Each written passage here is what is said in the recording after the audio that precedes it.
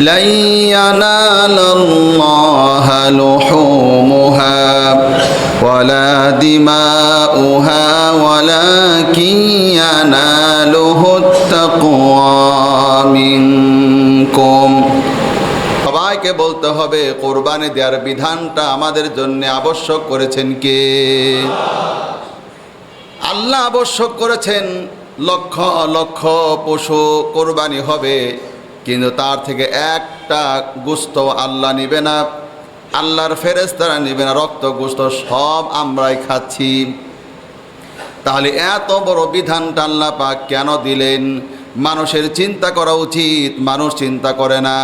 তাই আমি নিজেই তো বললাম কুরবানির আসল উদ্দেশ্য এখন সফল হচ্ছে না। যখনই খাবারের কথা আসবে তখনই বুঝতে হবে ইসলাম তো এমন একটা ধর্ম যে ধর্মের মধ্যে 1 মাস না খেয়ে থাকা বাধ্যতামূলক।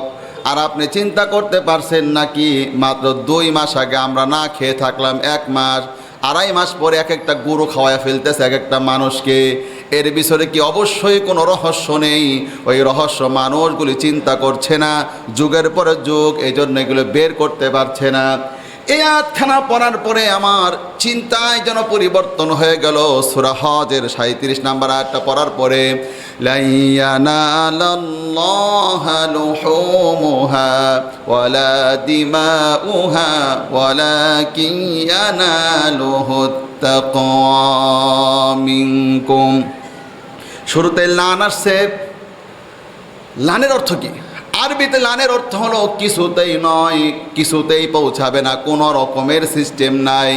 তার মানে তোমাদের 1 ফোঁটা রক্ত আল্লাহর দরবারে যায় না, তোমাদের গোশতের 1 টুকরাও গোশত আল্লাহর কাছে যায় না।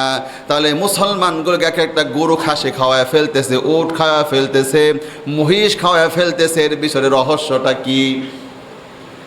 আমার প্রিয় ভাইরা, না জানার কারণে মানুষ ভুল করে যাচ্ছে। ইনশাআল্লাহ আজকে বক্তব্য শুরু করলাম কোরআনুল আজিম থেকে, হাদিস থেকে দেখে বিশাল